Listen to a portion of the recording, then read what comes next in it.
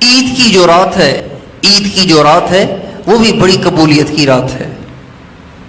ہمارے نبی کا ارشاد ہے من قام لیلۃ العیدین لم یمت قلبہ یوم تموت القلوب. جو شخص عید کی 2 راتوں کو جاگے گا، عید کی 2 راتوں کو جاگے گا، 2 راتوں سے مراد عید الاضحیٰ کی رات اور عید الفطر کی رات. ان 2 راتوں میں عبادت کرے گا، ان 2 راتوں کو جاگے گا. جاگنے سے مراد ساری رات ضروری نہیں ہے، ساری رات کریں تو بہت اچھا، ساری رات نہیں تو کچھ حصہ.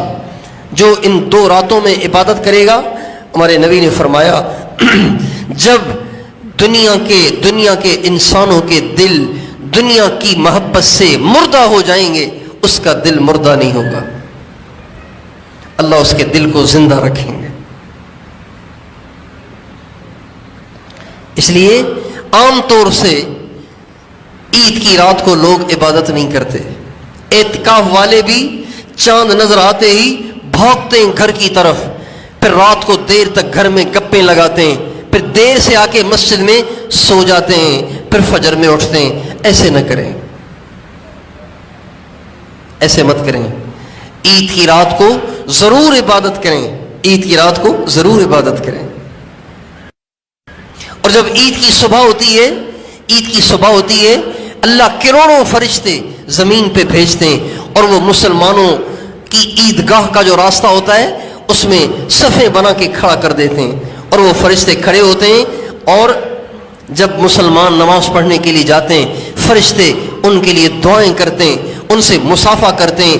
جب عیدگاہ میں مسلمان سفید کپڑے اور صاف ستھرے کپڑے اور نئے کپڑے پہن کر نہا دھو کر عیدگاہ میں آتے ہیں تو اللہ تعالیٰ فرشتوں سے فرماتے ہیں میرے فرشتوں تم بتاؤ اس مزدور کو کتنی مزدوری دینی چاہیے جو اپنی مزدوری پوری کر چکا ہو، جو اپنا کام پورا کر چکا ہو، اس کو کتنی مزدوری دینی چاہیے. تو فرشتے کہتے ہیں یا اللہ جو مزدور اپنا کام پورا کر چکا ہو اس کو پوری مزدوری دینی چاہیے جتنا اس کا حق بنتا ہے. اللہ فرماتے ہیں میری عزت کی قسم، میرے جلال کی قسم، میرے بلند مرتبے کی قسم، عرش پر مستوی ہونے کی قسم، تم گواہ رہو میں نے عیدگاہ میں ان آنے والے روزے رکھنے والے تراویح پڑھنے والوں کی زندگی کے سارے گناہوں کو معاف کر دیا.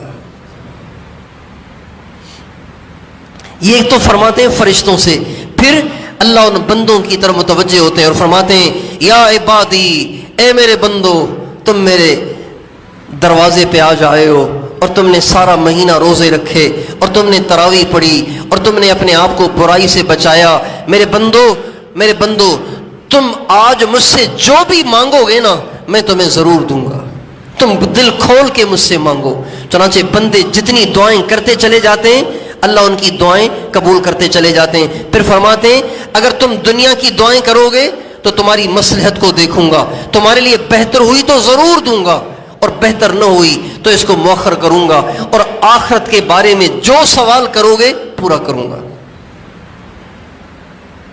چنانچہ لہذا اگر کوئی عیدگاہ میں اللہ سے یہ دعا کرے اے اللہ مجھے بھی، میرے بچوں کو بھی، میری بیوی کو بھی، میرے والد کو بھی، میری والدہ کو بھی، میرے بھائیوں کو بھی، میرے بھتیجوں بھانجوں اور بھانجیوں اور بھتیجیوں کو بھی، اے اللہ مجھے میرے رشتہ داروں کو بھی، سارے مسلمانوں کو اپنا کامل ولی بنا دے، تو بتائیے اللہ اس دعا کو قبول کرے گا کہ نہیں کرے گا بھائی؟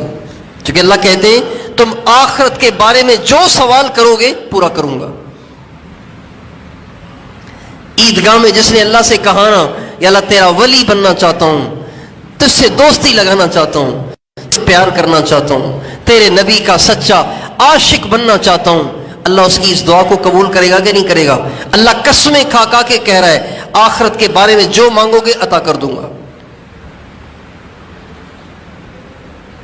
اللہ